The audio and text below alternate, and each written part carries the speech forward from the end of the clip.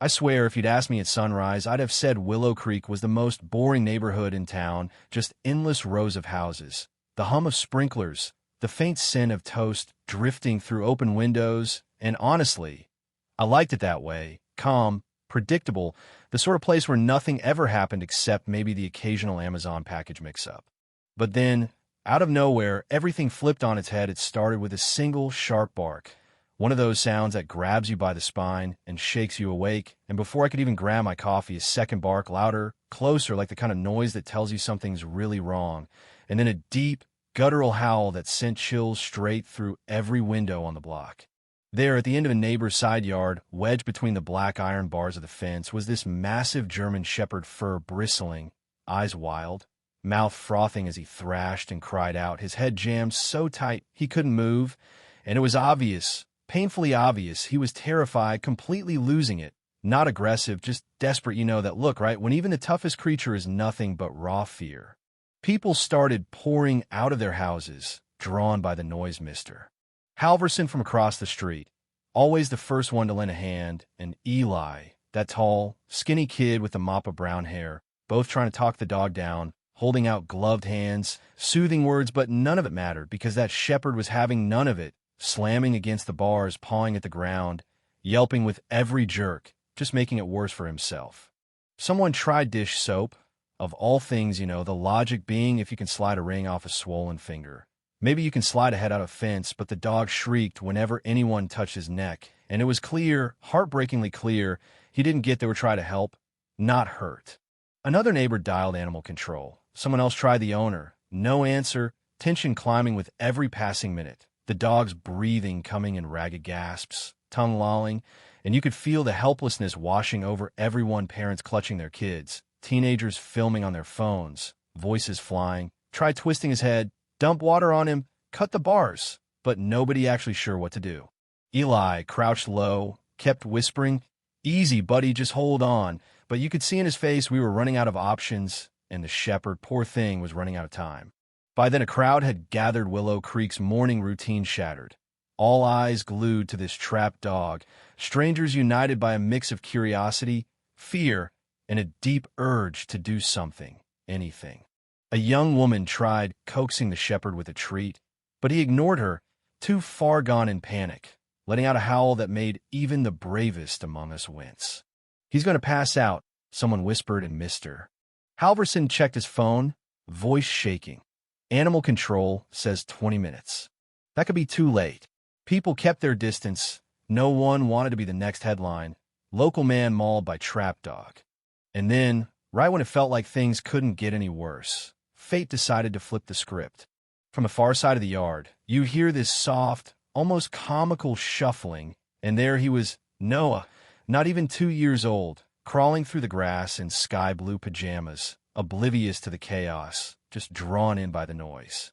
His mom, bless her heart, had only turned her back for a second to grab a bottle, and somehow this tiny human, with those big, wondering eyes, made a beeline for the biggest, most dangerous animal he'd ever seen.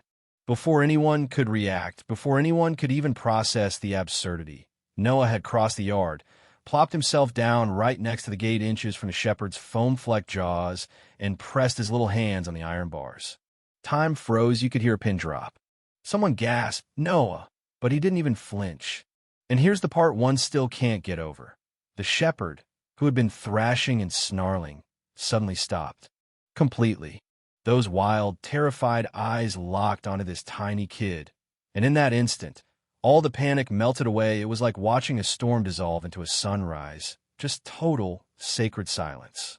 Noah blinked at the dog, giggled pure, unfiltered delight, and reached through the bars, fingers stretching toward the shepherd's trembling nose.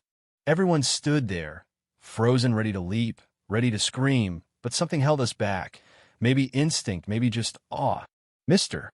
Halverson caught a woman's arm and whispered, "Wait, just wait."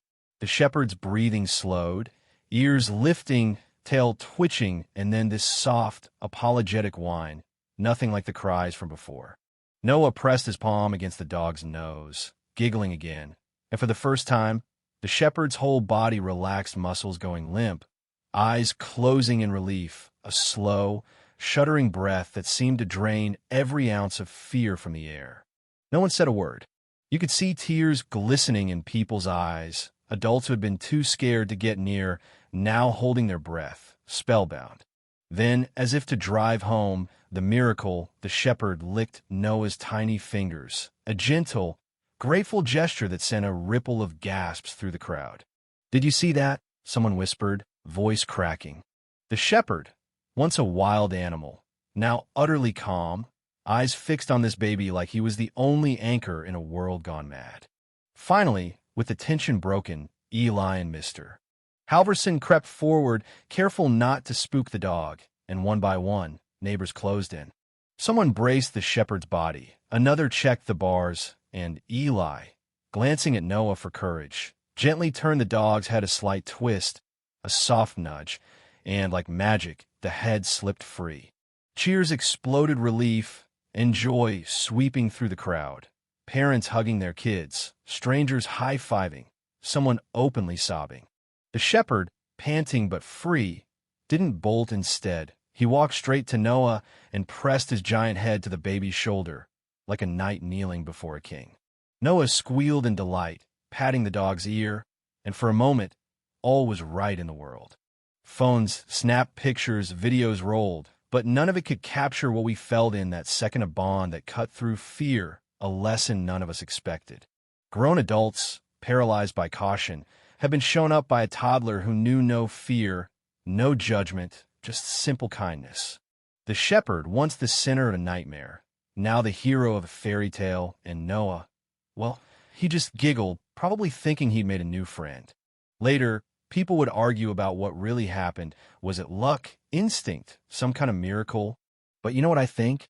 Sometimes the bravest act is the simplest, reaching out when everyone else pulls back, seeing hope where others see danger. That morning in Willow Creek, it wasn't brute strength or clever plans that saved the day. It was trust and innocence and the pure, fearless heart of a child. And maybe that's the real story, the one worth telling over and over. So what do you think? Was it right to just stand back and let a baby do what none of us dared? Was it luck? Or did that moment change something in all of us about fear, about trust, about what it really means to help? Drop your thoughts in the comments. I want to hear what you'd have done, and whether you think justice, courage, or just plain old luck won the day.